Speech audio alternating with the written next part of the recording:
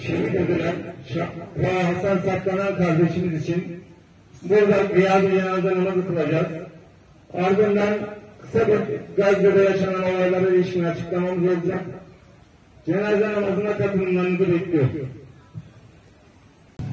Allahu Ekber, Allahu Ekber. Eşhedü en la ilahe illallah, eşhedü en la ilahe illallah.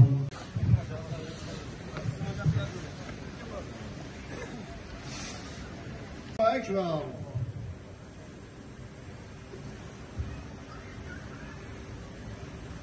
Allahu Ekber.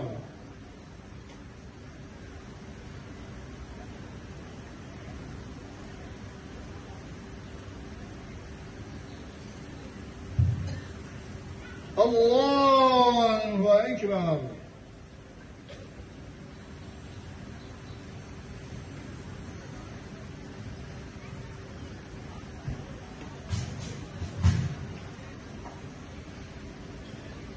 Allahu Ekber.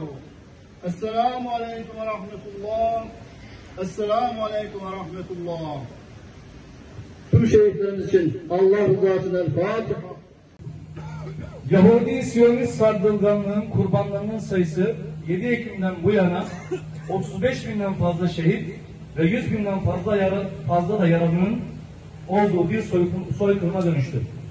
Siyonist İsrail kara saldırısı hazırlığı yaptığı Refah'taki 1,5 milyon yerinden edilmiş Filistinliyi göçe zorlamaya 12 kilometre karelik alana hapsetmeyi planlıyor.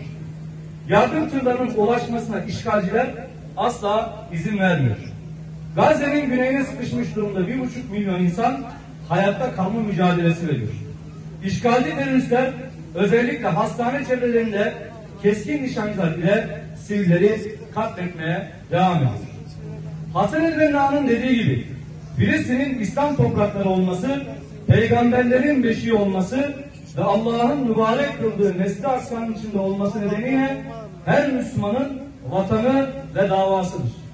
Filistin halkı bizim kardeşimizdir. Kim Filistin'e yardım etmezse Allah ve Resulüne yardım etmemiş olur.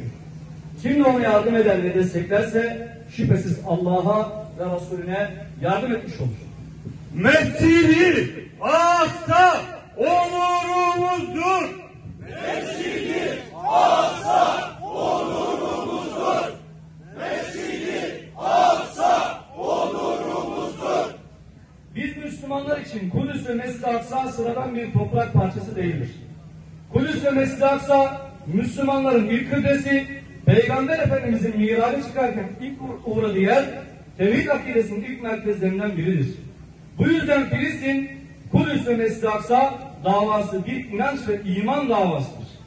Biz Müslümanlar için Mekke, Medine, Kabe ve Mescid-i Nebevi ne kadar kutsalsa aynı şekilde Filistin, Kudüs ve Mescid-i Aksa'da o kadar kutsaldır.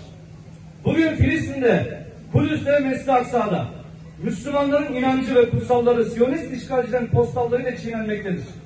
Bu kutsallarımıza sahip çıkmak, namaz kılmak, oruç tutmak ne kadar ehemmiyetli bir ibadettir. Kudüs ve Mescid-i Aksa ümmetin izzeti ve namusudur. Ümmetin izzetini ve namusunu muhafaza eden direniş hareketinin yanındayız. Siyonist işgal rejiminin yapmış olduğu savaş suçlarının haddi hesabı yoktur. Bugün zalimin safında yer alıp birkaç dünyalık menfaat elde etmektense mazlumun safında yer alıp kahramanca ve izzetlice dik durmayı bir şeref olarak kabul ediyor. Şunu unutmayalım ki Siyonistlerin planlarından biri de Büyük İsrail projesidir. Büyük İsrail projesine göre Nil ile Fırat arasındaki tüm toprakları işgal etme gibi bir hayal dünyaları vardır. Bu hayal dünyalarını başlarına yıkan Aksa Tufanı harekatına ve kahraman mücahitlere çok şey borçluyuz. Siyonistlerin Büyük İsrail projesine karşı da adeta bir set olup durmaktadırlar. Böyle bir direniş olmasaydı kim bilir belki Siyonistler şimdiye kadar yaşamış olduğumuz topraklara kadar işgali genişletmişlerdi.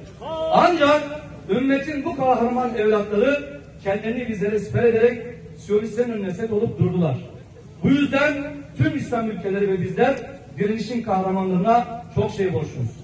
Ben İzzet ve şeref sahibiyim diyen her bir Müslüman bu aziz ve kutsi olan Aksa Tufanı harekatına destek vermelidir. Bizler belki farkında değiliz. Ümmetin bu yiğit evlatları 75 yıldır sadece kendi topraklarını korumuyorlar. Bugün Çanakkale şehrine gittiğinizde orada şehit düşmüş yüzlerce Filistinli Gazze'yi göreceksiniz.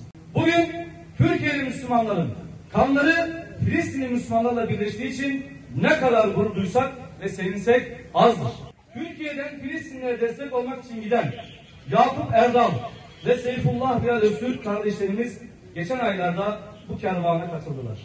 Şimdi de Selahaddin'in torunu, Kudüs fedaisi Şehit Hasan Saklanan kardeşimiz şehadet şerbetini içti. Rabbimiz Seyfullah Bilal Öztürk, Yakup Erdal, Hasan Saklanan ve tüm Gazze'li şehitlere rahmet eylesin.